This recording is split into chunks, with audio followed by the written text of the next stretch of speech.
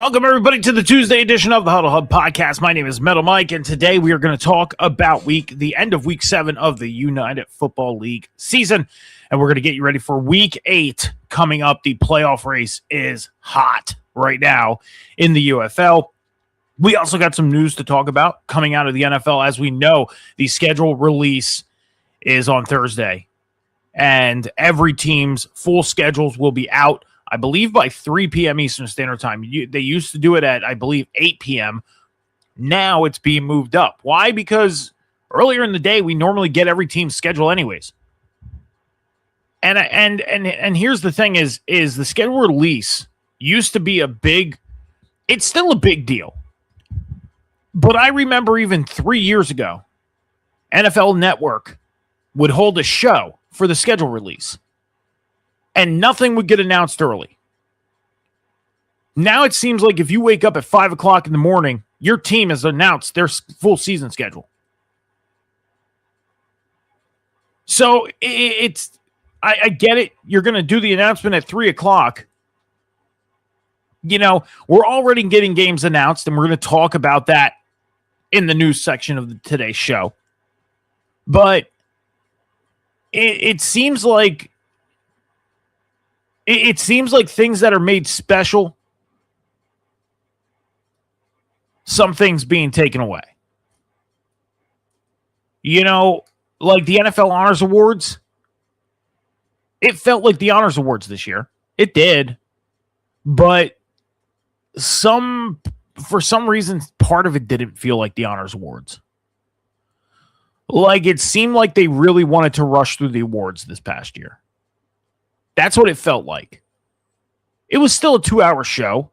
They still did it the way they do it. But there was a different feeling to the Honors Awards this year. And then we get to the NFL Draft. And the draft, it had a special feel to it, but they really rushed through it this year. Like, I remember draft night 1, Thursday night, 8 p.m. Eastern Standard Time, they go live, and you sometimes were sitting there until almost midnight for round 1 to finish. We were done with round 1 at like 10:50 p.m. They flew through round 1.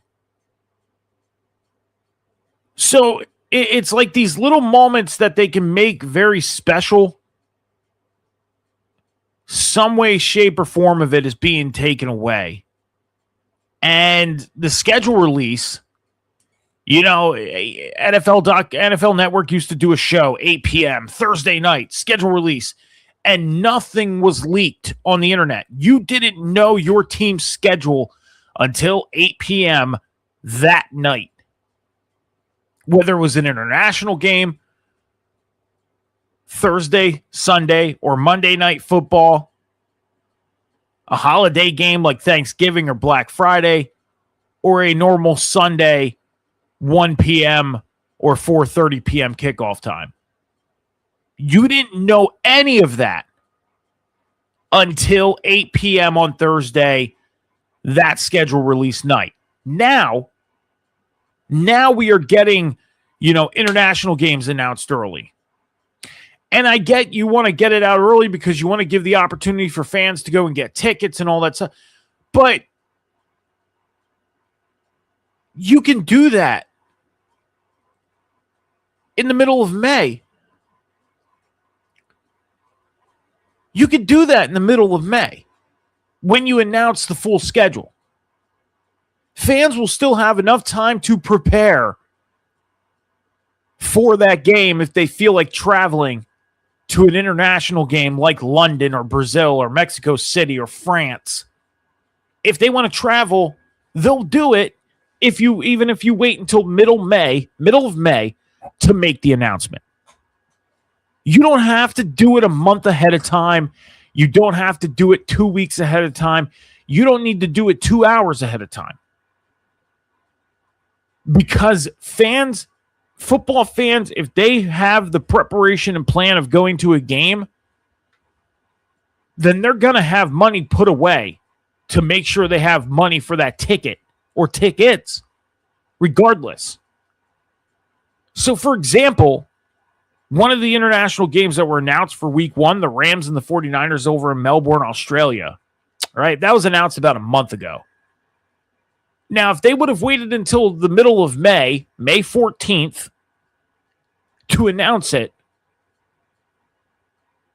it wouldn't have made a difference because fans could still go and get the tickets, still prepare because they have that money put away for that particular game and their travel and all of that stuff. So it doesn't make a difference. That little bit of a special feel that we got when the schedule got released on a Thursday night at 8 p.m. Eastern Standard Time in the middle of May has slightly gone away because we're getting these games announced ahead of time. And it's not like regular, they are regular season games, but so far we've gotten a holiday game announced. We've gotten all the international games announced, but some of the teams don't have an opponent yet. But we know what the date's going to be.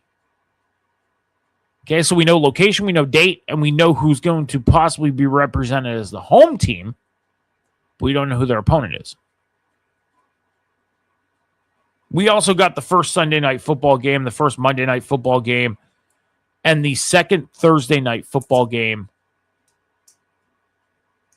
announced. But the schedule release for the full team, it's Thursday. Now, there's more Monday nighter games obviously going to be announced, Thursday night games, et cetera, et cetera. But I get you want to make these announcements now. It's exciting. There's not a lot going on in free agency at the moment. I mean, things have calmed down for the most part when it comes to free agency and even news, nonetheless. So I don't know. We'll have to see. Let's see if any other games get announced between now, which is Tuesday at 3:12 p.m. Eastern Standard Time, and May 14th. I want to get the exact time the full schedule release is going to be made because I believe they moved it up to 3 p.m. Eastern Standard Time this year.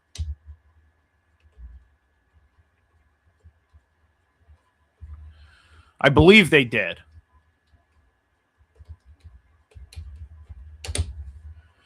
So it is going to be Thursday, May 14th, 8 p.m. No, they're keeping it at 8 p.m. They are going to do a broadcast on NFL Network and on ESPN2.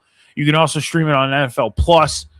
And again, some selected primetime games and international games have already been announced, and apparently there's going to be more to come. So, I mean, again, we've gotten some of the teams that are going to possibly be represented as home teams at some of these international games, but they don't have opponents. We're going to get the announcement of the opponents on Thursday, which is great.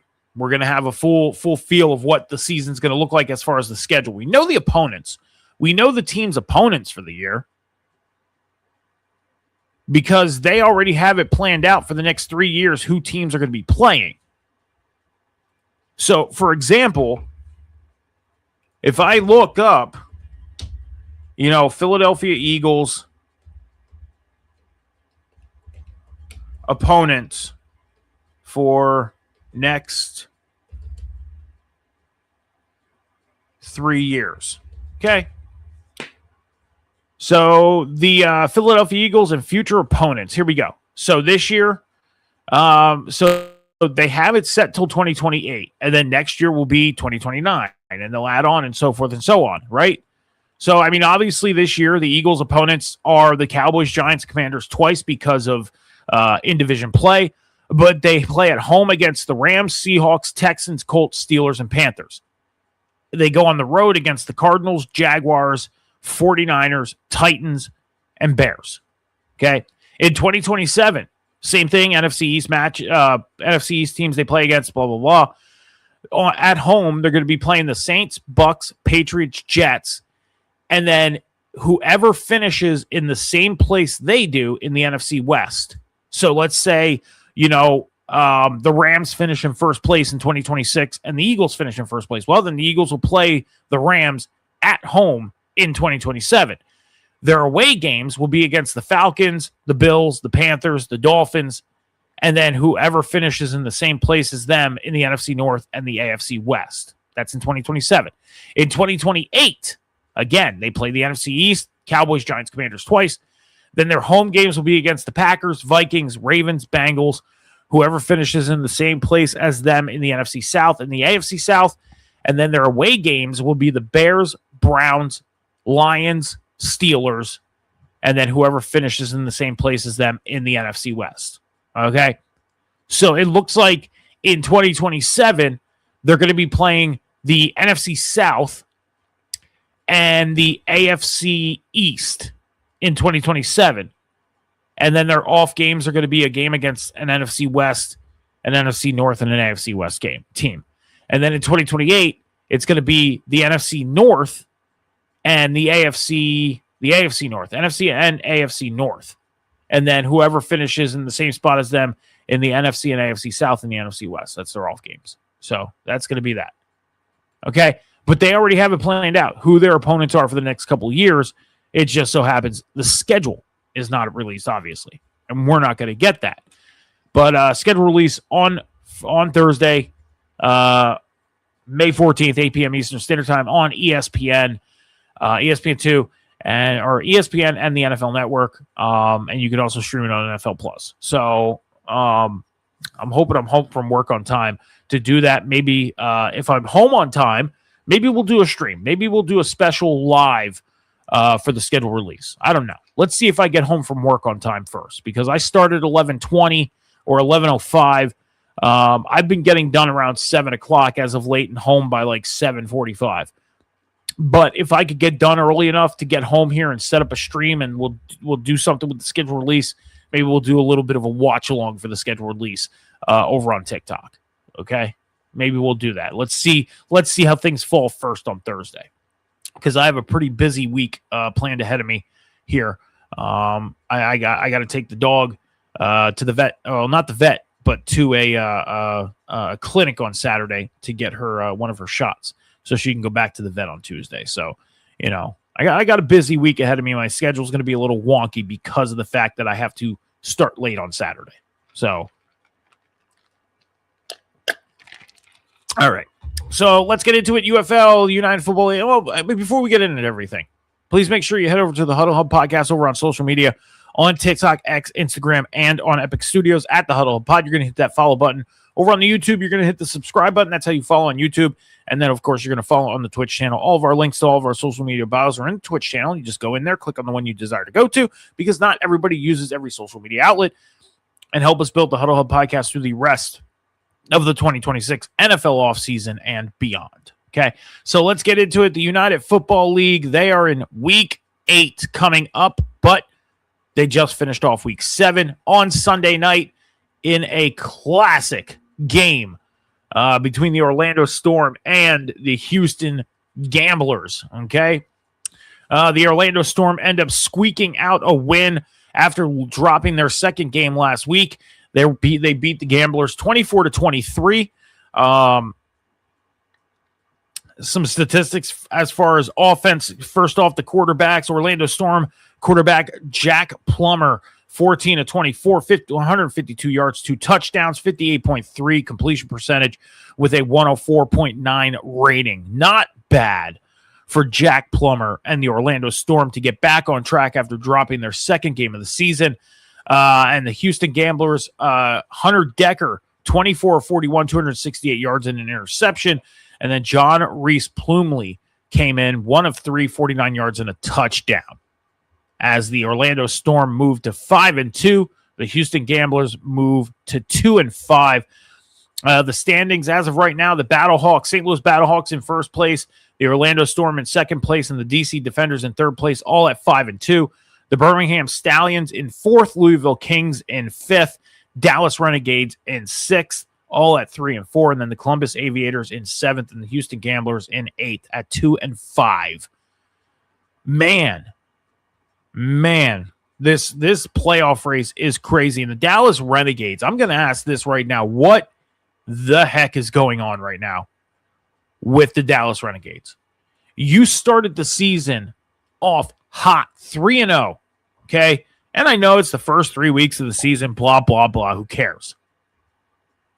You started off hot. One of the hottest teams, one of the good teams in the league. Probably you were early favorite to win the UFL championship this year. You just dropped 4 games in a row. 4.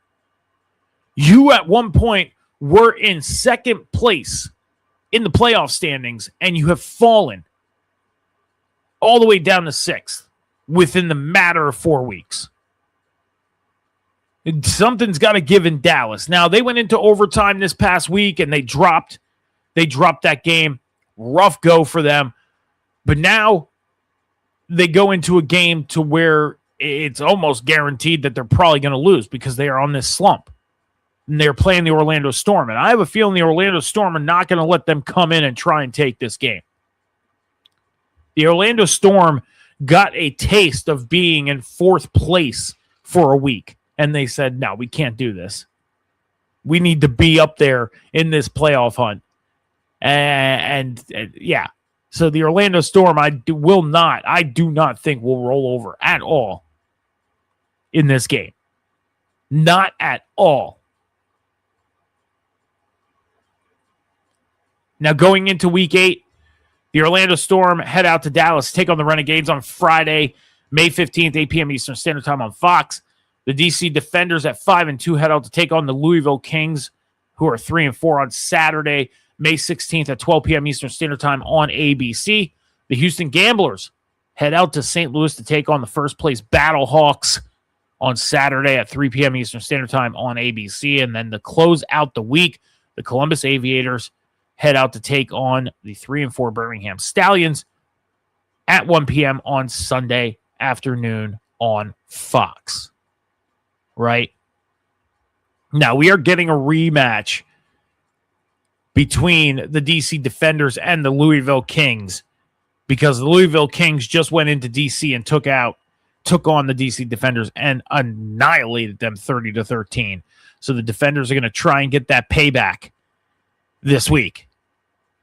Now, again, I'm still pretty excited and pumped for week 9 and week 10 because we got the Orlando Storm and the DC Defenders, 2nd and 3rd place teams, facing each other in week 9 and 10, back to back. And that is going to be a huge, huge matchup. Huge matchup in the final 2 weeks of the season for the playoff picture. Now, I don't know who I'd be rooting for. Probably the Orlando Storm. And I'm leaning more towards being an Orlando Storm fan because I don't have a UFL team. I don't have a UFL team. I'm just kind of enjoying the what this league is giving us right now. And I am leaning more towards being an Orlando Storm fan until at least we get a team here in Pennsylvania. So, go Storm. That's all I got to say. Go Storm. As far as the pick challenge, John is up by 3 games. He is 17-11. I'm 14-14. I'm at 500 with 12 games left in the regular season.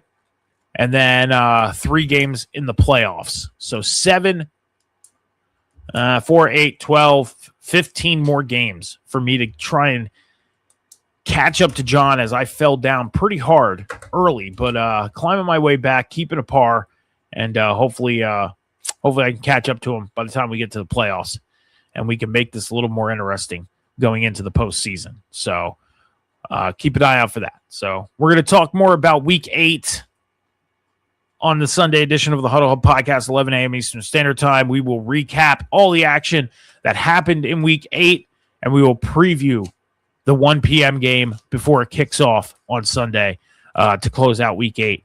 And then next Tuesday, we will recap that game and get you ready for Week 9. Okay? So that is that for the UFL.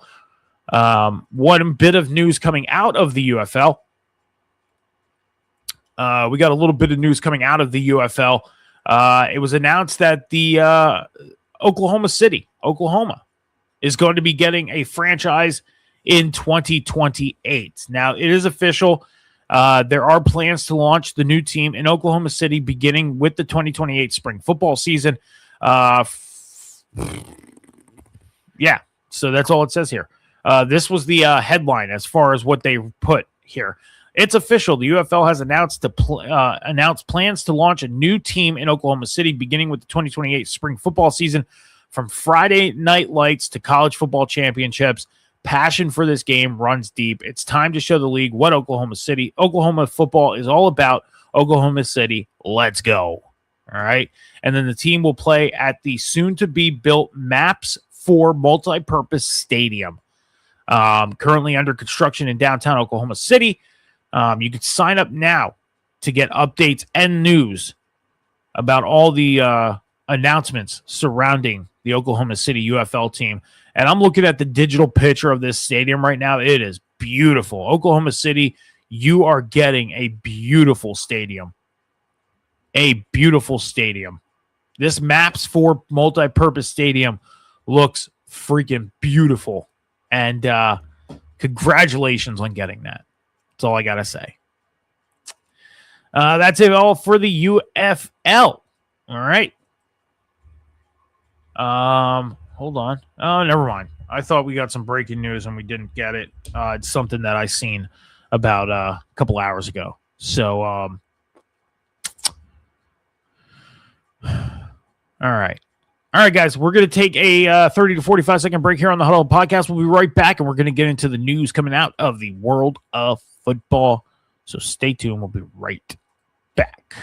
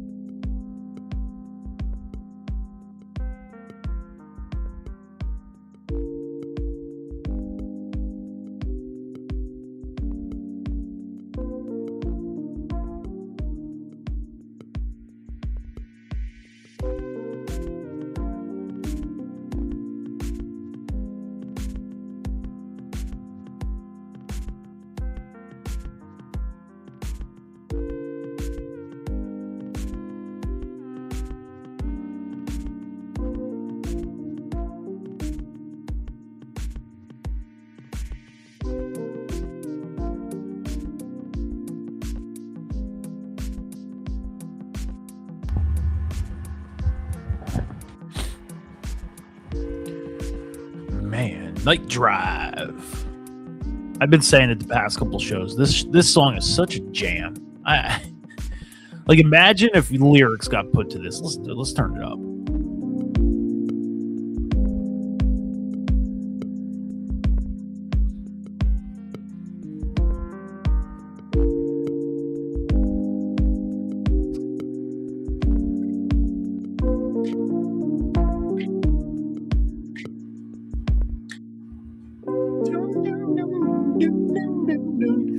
Whoever wrote this background music, kudos, because this music is insanely good. Guys, make sure you're heading over to the Huddle Hub Podcast over on social media after we get off air here today. Over on TikTok, Instagram, X, and on Epic Studios at the Huddle Hub Pod. You're going to hit that follow button. Over on YouTube, you're going to hit the subscribe button. That's how you follow on the YouTube. And over on Twitch, of course, you're going to hit that follow button. All of our social media links are in the Twitch channel's bio. Click on the one you desire to go to, because I know not everybody uses every social media. and help us build the Huddle Hub podcast going through the rest of the 2026 NFL offseason and beyond. I'm sitting here during the break, right? And, during the break, I get a drink and everything like that. I try not to do that stuff while I'm on screen because, it's a little annoying when you hear somebody drinking through a microphone. It's kind of annoying, isn't it? Kind of is. It's like, ugh, I can't stand that sound. I can't. And I understand people want to stay hydrated and stuff while they're streaming. But that's why we do the commercial breaks because, I need something to drink. I get a little parched talking and everything like that. So, we take that 30 to 45 seconds. I kind of, regroup, get myself ready for the next segment, and I unparch myself. And I mute the mic because I don't want you guys to hear me drinking. People, that bothers people. It bothers me. I hear it. That's why if I'm watching somebody streaming, I'll turn the sound down when I know they're getting a drink because you hear the gulp, and I'm like, oh. I can't hear that. It's bothersome. But anyways, I'm sitting here and my one dog, Mina, she loves to show off her toys, right?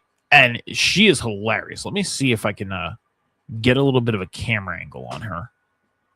Look at her. Just showing off her little donut on the bed right here. Right here.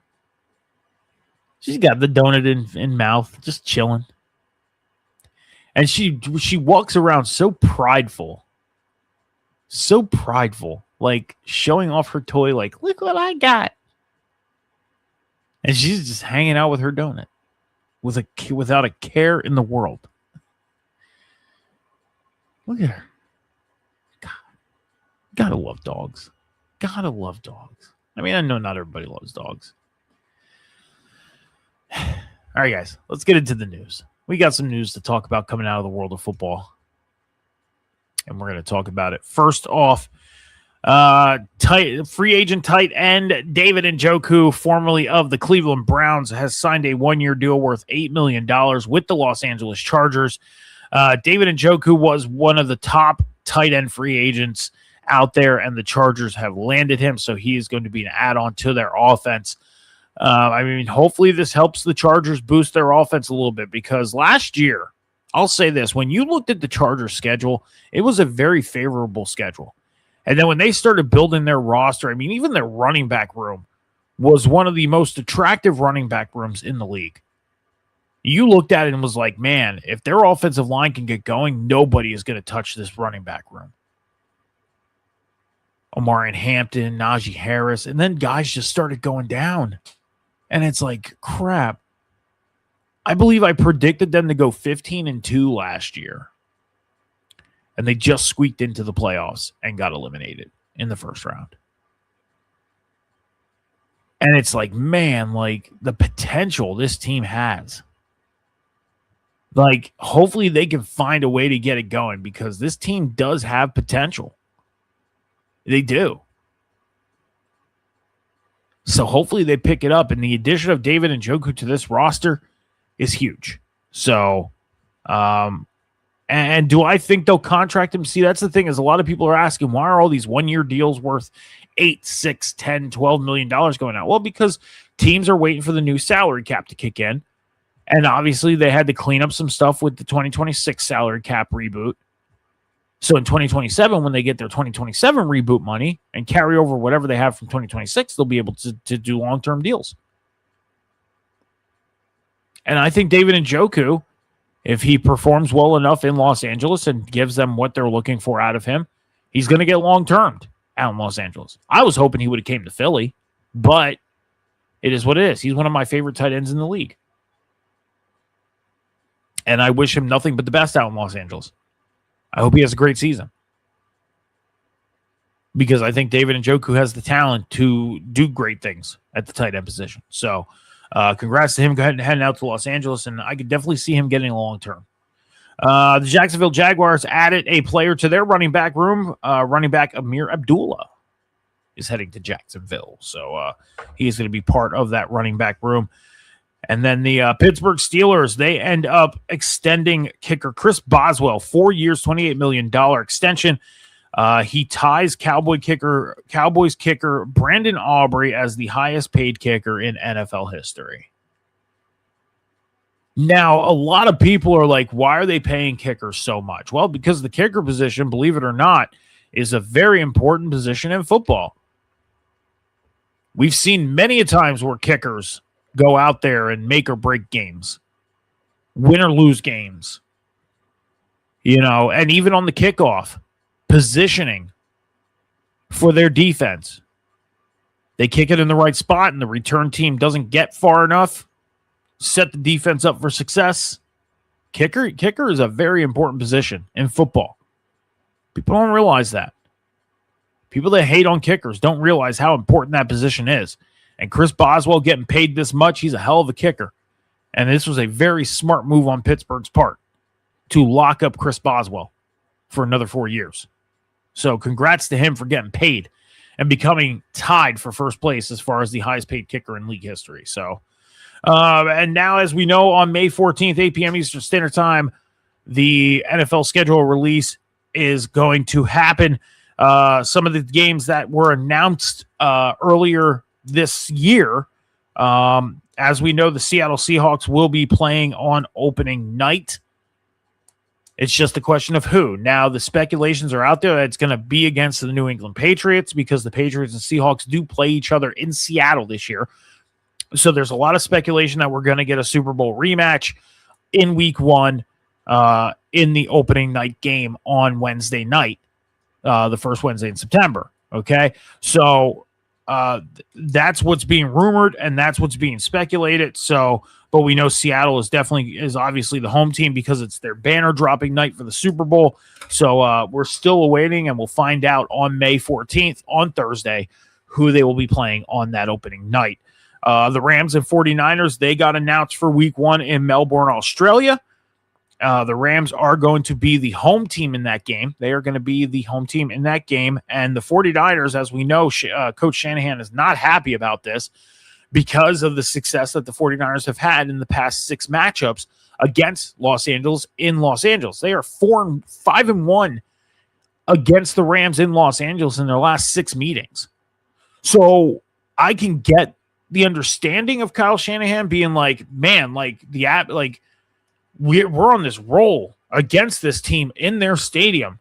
And now it's kind of thrown us off that you're going to send us on an international game to play them while it's their home game. So I can understand that.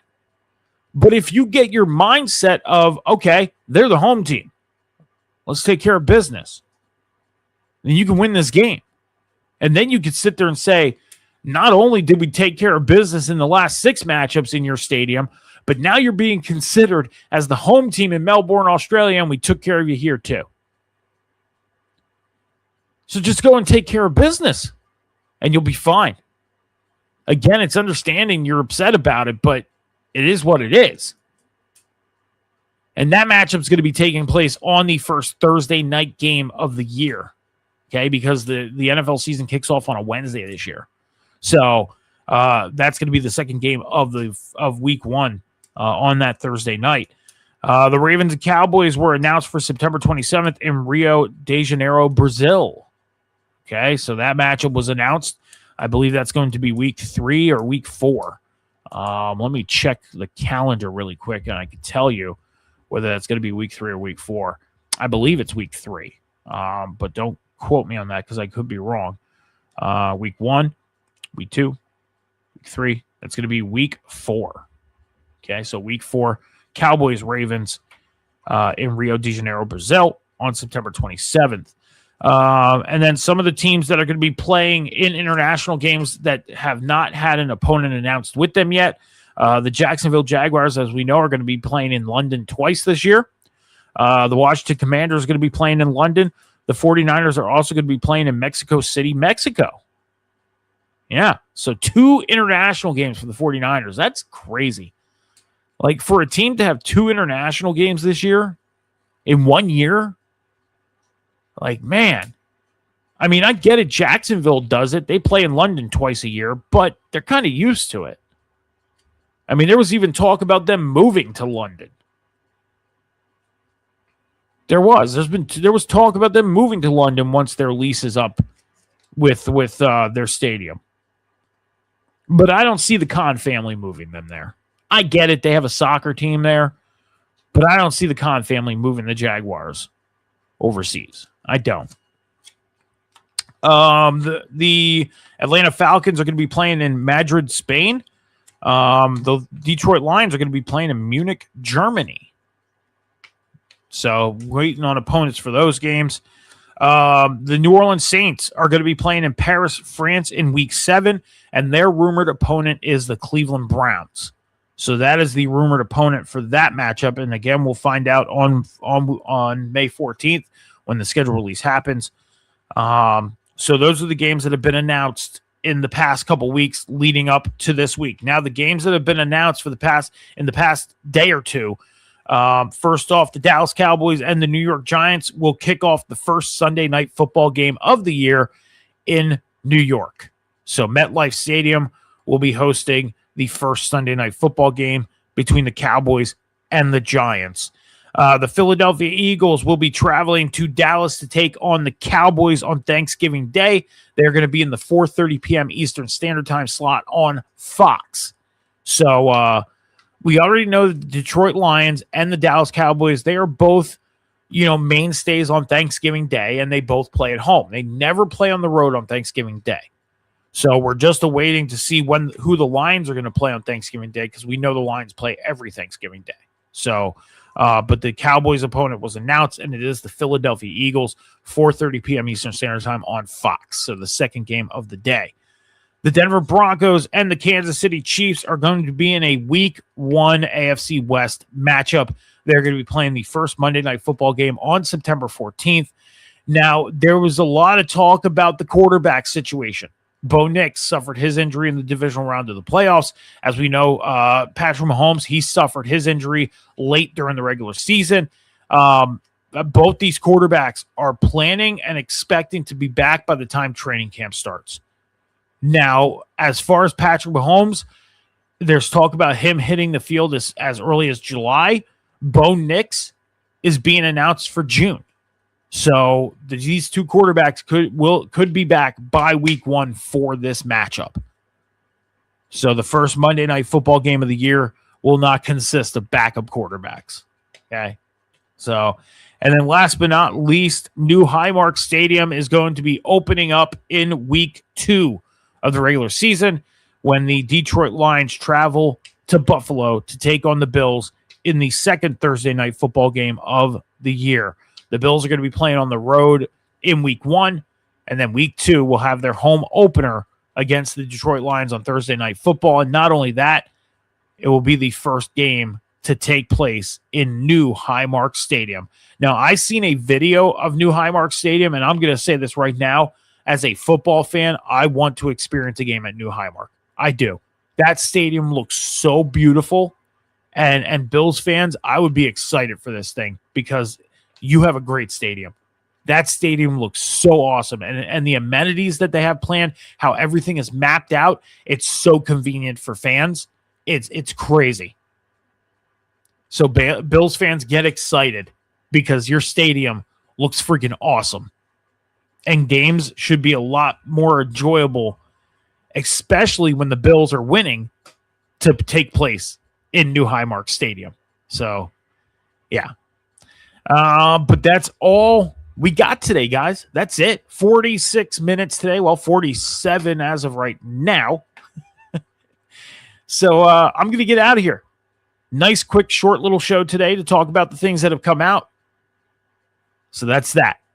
Now, as far as Thursday night for the schedule release, again, if I am home from work on time, at least by 6:30 p.m. If I'm home by 6:30 p.m. Eastern Standard Time, then we might do a watch along on the TikTok for the schedule release. Okay. If I'm not home on time, or if I make it home by, let's say, 7:30, I'm not going to rush to get ready to stream. We're not going to do one. Now, we might do a stream after the schedule release, so maybe like 9 p.m. So either way, we may go live on Thursday after the schedule release if we do not do a stream during the schedule release. That way we could sit and talk about the schedules a little bit and give our opinions on things, all right? But other than that, make sure you head over to the Huddle Up Podcast over on social media, on TikTok, X, TikTok, X, Instagram, and on Epic Studios at the Huddle Hub Pod. Over on YouTube at the Huddle Hub Pod, you're going to hit that subscribe button. And of course, on the Twitch channel, you're going to hit that follow button. All of our social media links are in the bio of the Twitch channel. You click on the one that you desire to go to. Help us build the Huddle Hub Podcast through the rest of the 2026 NFL all season and beyond. So again, if I'm home by, let's say, 6:30 on Thursday night, we'll do a watch long for the schedule release. But if I'm not home on time, then we'll do a stream after the schedule release. So like 9 p.m. Eastern Standard Time, we'll do like a special stream and we'll talk about the schedule release for about an hour. Talk about all the teams and give our opinions on things, okay? Other than that, guys, I'm going to get out of here. I'm going to go enjoy the rest of my day and / night as I go back to work tomorrow to start my work week. Be good to each other. Be kind to each other. Take care of each other. Be patient with each other. Remember, the world is not moving as fast as you think. Until Thursday night, either during or after the schedule release, over on TikTok at the Huddle Hub Pod. We'll be back here on Twitch and on YouTube on Sunday morning, 11 a.m. Eastern Standard Time, to talk about all the news coming out of the world of football and the UFL Week 8 season. Until then, guys, have a great rest of your week. Deuces.